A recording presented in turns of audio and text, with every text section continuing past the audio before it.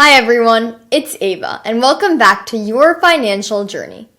In today's video, we're going to talk about the cheapest and most efficient way to pay off your debt, what's often called the debt avalanche method.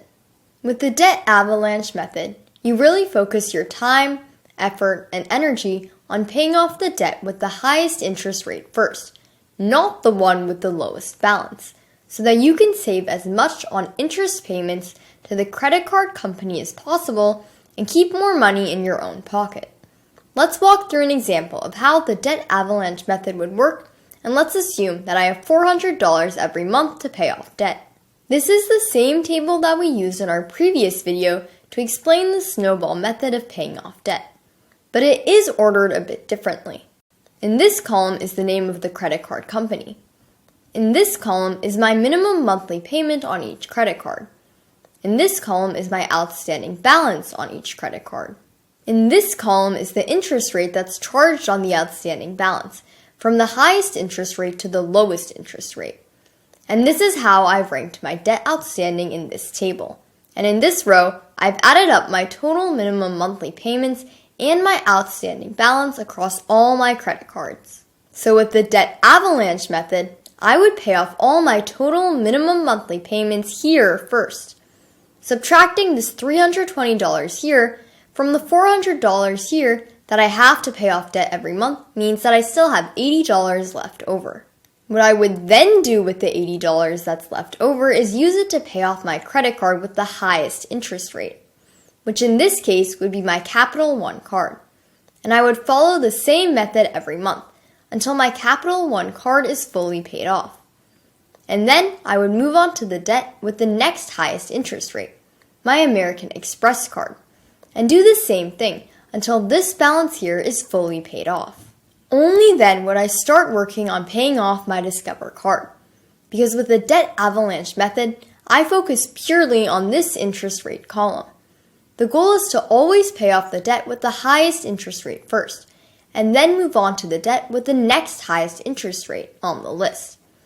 That is, to start by knocking out the debt that's costing us the most and that we're paying the most per dollar for. Now, logically and mathematically, the avalanche method makes sense to me. If I had this much debt and these were the interest rates that I had to pay on my debt, I would use the avalanche method, and so would everyone in my family.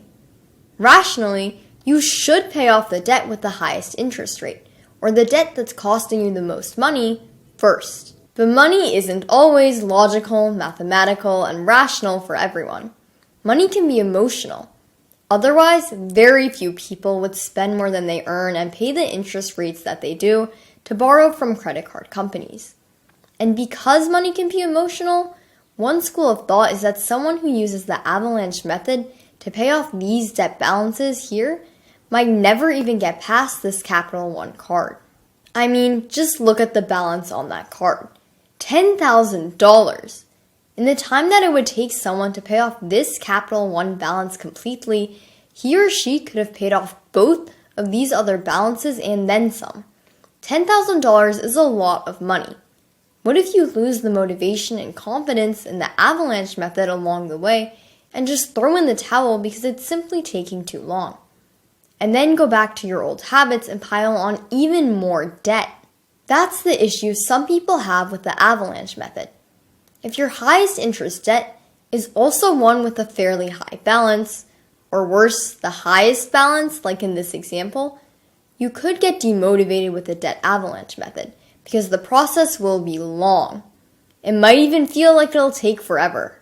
There are not always quick, easy wins with the avalanche method. So ask yourself these two questions. Question 1. Am I someone that likes getting things done as quickly as possible without sacrificing on quality? For example, if you had nothing on your plate, nothing planned or due at all, and you were handed a project at school or work, would you choose to work double the hours every day and finish the project in half the time? Question 2. Am I highly self-motivated? Am I the kind of person that can hold myself accountable and doesn't need others around me to cheer me on and push me forward, even when it looks like I'm drowning in debt, for instance? If you answered yes to both questions, then it's probably worth giving the debt avalanche method a shot. If, on the other hand, you answered no to either of these questions, then the debt snowball method may be the better option to begin with. Because with the debt snowball method, you start by paying off the debt with the lowest outstanding balance first, giving you those quick, easy wins that can serve as the motivation and confidence builder for you to keep moving forward with your debt paydown journey. Check out this video here from my sister Caitlin to learn more about why some people are more successful paying down their debt using the debt snowball method. Remember, there is no right or wrong answer here. It doesn't matter if you choose the debt avalanche method, the debt snowball method, or something else altogether that no one else uses. What matters is that you find a way to begin to pay down your debt in a way that works for you. Okay, my financial friend, I hope you found this video helpful. And if you did, don't forget to like and subscribe. Thanks for watching, and we'll see you again next time.